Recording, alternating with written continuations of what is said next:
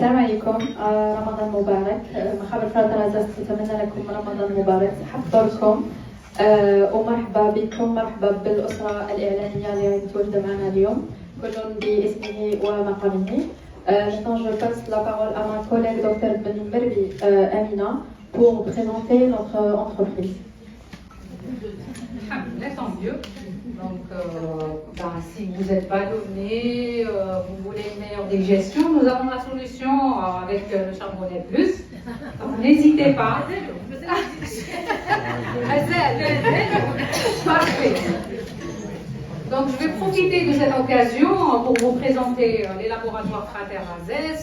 Comme vous le savez tous, c'est un laboratoire 100% algérien, créé en 1992 par Dr Abdelhamid Charfaoui, qui est pharmacien de formation. Donc, il faut savoir que les laboratoires Frater Azès restent un acteur majeur dans la fabrication des produits pharmaceutiques. Nous avons plus de 30 ans d'expertise dans ce domaine-là. Donc, nous sommes vraiment engagés dans l'innovation thérapeutique afin de trouver des solutions à nos patients et bien sûr être présents et toujours en contact avec nos collaborateurs médecins, pharmaciens et les professionnels de la santé. Sans oublier encore une autre fois que ça fait 30 ans que nous sommes sur le marché pharmaceutique avec 10 unités de production, avec 150 produits pharmaceutiques sur le marché, touchant 14 aires thérapeutiques, sans oublier que les laboratoires Frater Azès ont déjà une équipe de recherche et développement qui a pour objectif de mettre sur le marché des produits de qualité, innovants et bien et surtout efficaces. Et nous avons aussi un autre pôle qui s'occupe de nos produits. Nous sommes présents pratiquement dans 25 pays à l'international. Je vais partager avec vous notre parcours. Bien évidemment, nous avons commencé, les laboratoires ont été créés. En 1994, on a commencé par la distribution et le pôle de la forme sèche. En 2003, la forme injectable.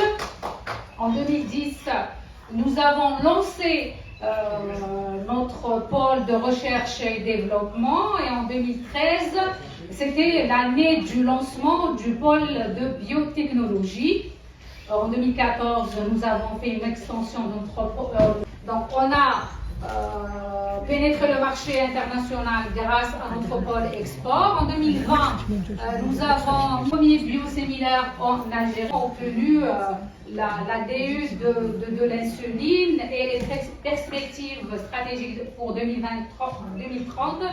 On les verra ensuite tous ensemble. Quels sont les Frater Azès? Bien évidemment, nous produisons des produits pharmaceutiques sous différentes formes, la forme sèche, injectable et les biosimilaires et les compléments alimentaires. Nous avons un pôle qui est dédié à la recherche et les produits pharmaceutiques dès l'obtention de la matière première finie. La santé naturelle est un pôle des laboratoires Frater Azès. Nous avons mis sur le marché en 92 des produits de qualité, les gels forts que vous connaissez tous, en respectant des standards de qualité très rigoureux, bien sûr en respectant aussi l'éthique dans chaque étape et aussi en faisant une promotion médicale de nos pics intégratifs. Le pôle export, aujourd'hui nous sommes présents dans 25 pays partenaires. Et Inch'Allah, dans le futur, on a l'intention de conquérir d'autres pays, Inch'Allah, à savoir la Slovénie, la Bulgarie, la Roumanie et le Congo. Les professionnels de la santé, et c'est des formations diplômantes à l'international. Et certifié ISO 2015 de 9001 est approuvé. Sans oublier que nous travaillons en collaboration biotechnologie. Donc les laboratoires Frater Azès font sur le terrain. Auprès nous organisons des caravanes de sensibilisation et de du soin ancré dans la science et porté par le cœur. حميد شرفاوي أولى خطواته نحو تحقيق رؤية طبية استثنائية، ومن هنا ولدت مخابر فراتر Azès. لتجمع بين العلم والالتزام وبين الابتكار والإحسان. منذ ذلك الحين أصبحت مخابرنا رمزاً لتلبية احتياج مخابر فراترازيس لضمان الأمن الصحي عبر تغطية الاحتياج للأدوية المدرجة في البروتوكول العلاجي بالمستشفيات. في فراترازيس معروف العنصر البشري، ولهذا نعمل على توظيف الخريجين الجدد وتوفير التدريب المستمر لهم من خلال فرعنا لافير أكاديمي المتخصص في مجال صناعة الأدوية. على مدار 34 عاماً رسمنا مسارا من التميز والإبداع، واليوم بروح الفريق بمتوسط عمر 28 عاماً، مجمع صيدلاني يمتد على مساحة 100,000 متر مربع مزود بأحدث التقنيات، منشآت متطورة تشمل 20,000 متر مربع من الغرف البيضاء و30,000 متر مربع للمساحات التخزين، 5 مجالات نشاط، 10 وحدات إنتاج و14 مجالا علاجيا.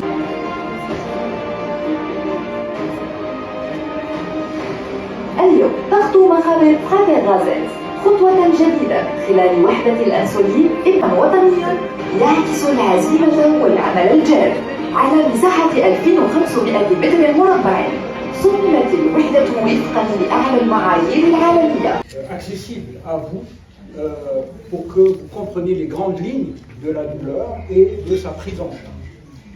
Alors, la douleur, voilà, cette plaque, elle dit tout. La douleur, ça ne l'était pas. Ça peut être étonnant, ça ne l'était pas. Pourquoi? Parce que donc c'est devenu un droit depuis 2014 en France. Un malade a le droit de déposer plainte s'il a eu mal et qu'il n'a pas été traité. Pour la même douleur, quelqu'un va l'angoisser complètement, un autre il va pas s'adapter. Donc il y a une dimension émotionnelle. C'est pas facile. Et la recherche, on a essayé de comprendre pourquoi. Et ben, on a découvert qu'il y avait des variations génétiques. Par exemple, quand on met un traitement pour une même douleur, ça va diminuer au fur et à mesure jusqu'à disparaître. Donc c'est un signal d'alarme. On consulte souvent à cause d'une douleur aux urgences et on va trouver autre chose. Attention, c'est là. Contrairement à la douleur aiguë, regardez, elle va rester même si la cause a disparu. On s'est fait opérer, il n'y a plus d'opération, et la douleur prête plus que 3 mois. Ça devient une douleur chronique. C'est diabétique, c'est chronique, et le nerf finit par être lésé et donner une douleur chronique. Le faut opérer, pas par qu'elle soit en boîte, mais comment est-ce qu'elle est prise en charge? Donc on a tellement de choses à faire que, alors oui, on met un traitement de la douleur, mais est-ce que ça suffit? Non, il faut un protocole, et ça, c'est pas encore fait chez nous. Ailleurs, ben, les gens ont dit, il faut nous payer. Si on douleur insupportable, il va dire, je suis là. Ils sont déjà anxieux. On les repère en préopératoire quand on fait la consultation d'anesthésie. Il y a un risque que sa douleur devienne chronique. On a des produits, ce qu'on appelle, qu'on met dès que le chevaux est anxieux. C'est un candidat à risque. Donc on va mettre ces produits-là. Je ne vais pas rentrer dans le détail, mais on le fait avant l'opération. Opérée avec une grande douleur. Elle n'a pas été, et le facteur le plus important reste la chirurgie, c'est l'incision chirurgicale qui peut léser plusieurs nerfs, et bien ces nerfs, ils récupèrent. Prévenir, et bien réduire le traumatisme. Donc, voilà notre gamme de produits. On est présent avec plus d'avantages à nos patients, avec un conditionnement qui est unique, le flacon, qui a un rôle de préserver et diabestérol. Nous avons classé notre gamme de produits en différentes classes. Pour tout ce qui est asthénie hépatique, nous avons 5 produits, à savoir le gel fort 1000, le gel fort plus, le gel fort boost et le gel fort pro. Pour le stress et le surmenage, nous avons la solution avec le gel fort max. Pour l'apport en fer. Alors, salam alaikum, sahabtolkom. J'ai été invité par les laboratoires Fraterazes pour parler de la douleur. Les invités c'était des journalistes et donc et donc il fallait que j'adapte un petit peu la présentation à l'auditoire pour que le message passe. On a expliqué, on a défini la douleur, on a expliqué un petit peu quels étaient les différents types de douleurs, aiguës, chroniques. On a parlé de la prise en charge de la douleur, qu'il fallait que c'est une organisation. Elle s'évalue d'abord. avant de la traiter. Ensuite, elle est traitée avec différents moyens. On a parlé des différents moyens, des différents traitements de la douleur, que ce soit l'anesthésie loco-régionale, que ce soit la morphine, que ce soit les autres médicaments. Et puis, on a expliqué comment était organisée cette prise en charge de la douleur, surtout post-opératoire. Alors, pourquoi post-opératoire? Parce que c'est la douleur la mieux connue, il y a eu beaucoup de travaux, et là où qui est la mieux codifiée. Et donc on a parlé de cette douleur post-opératoire, comment elle est prise en charge dans le monde, quelle organisation ils ont mis en place pour pouvoir la prendre en charge, et puis on a un petit peu comparé pour voir ce qui se faisait dans notre pays et quels étaient les moyens d'améliorer cette prise en charge. Je rassure tout le monde, la douleur est prise en charge en Algérie, en post-opératoire, il y a un traitement partout.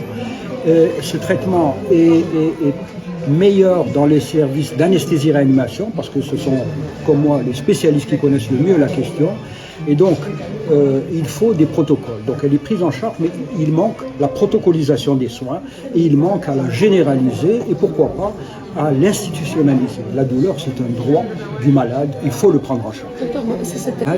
C'est la Société algérienne d'évaluation et de traitement de la douleur. Elle a été créée en 2002. عندها une activité. Régulièrement, كل عام عندهم un congrès national. ليندا تاع لا دولور وفيه يتلاقاو اخصائيين من كاين دي شيروجيان دونتيست كاين كامل اللي يتكفلوا بلا دولور يتلاقاو في المؤتمر هذا تاع لا دولور كل عام ان كونغري ناسيونال يجيو ويتشاوروا. هاد لا سوسيتي دارت دي ريكومونداسيون en 2016 comment prendre en charge la douleur post-opératoire في الجزائر. هي اللي تكفلت هذه السوسيتي، هي اللي عملتهم وراهم في حيز التطبيق. Les questions et le débat. Pour évaluer le degré de la fatigue. C'est comme la douleur, c'est une évaluation qui est subjective, qui n'est pas objective. Page par rapport au recrutement, je pense qu'on a lancé déjà des recrutements par les délégués sur nos pages. Donc il faut rester branché sur nos pages et vous aurez toute l'actualité des recrutements qui est tout le temps. Ce type de malade. Donc au niveau statistique, c'est en gros la même chose. La douleur qu'on connaît le mieux, je vous ai dit, c'est la douleur mort de l'intervention, la douleur post-opératoire, c'est ça. Le reste des douleurs, quelqu'un qui a mal va aller aux urgences, il y a des spécialistes, des généralistes qui savent traiter la douleur au niveau des urgences. Et je vous ai dit, quand on a une douleur et qu'on va aux urgences, en général, on va chercher la cause. C'est une douleur aiguë, il faut traiter la douleur, mais il faut aussi traiter la cause. Voilà. Par contre, ce qu'on craint, la tendance chez les jeunes, c'est que quand on utilise des produits puissants car la douleur, par exemple morphinique ou d'autres produits, c'est les risques de toxicomanie. Et ça, il faut faire attention. Ça, d'ailleurs, c'est un facteur limitant, même d'un point de vue juridique. Et c'est très codifié. Ce n'est pas n'importe quel médecin qui peut prescrire sur une ordonnance un médicament morphinique ou un médicament qui agit au niveau central. C'est des ordonnances qu'on dit à souche.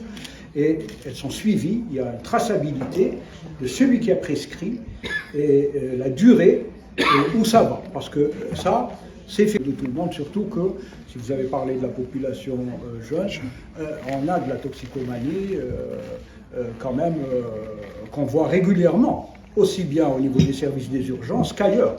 Et elle a tendance, par contre, à augmenter. Et donc là, c'est un facteur de risque parce qu'il faut légiférer, il faut codifier, il faut être très précis et faire le plus attention possible. Ça oui, c'est très bien codifié, les prescriptions, c'est très compliqué de prescrire un morphinique d'ailleurs, aussi bien les centres de la douleur que les autres. Parfois ils ont du mal à prescrire un morphinique à distance et le malade il راح للدار.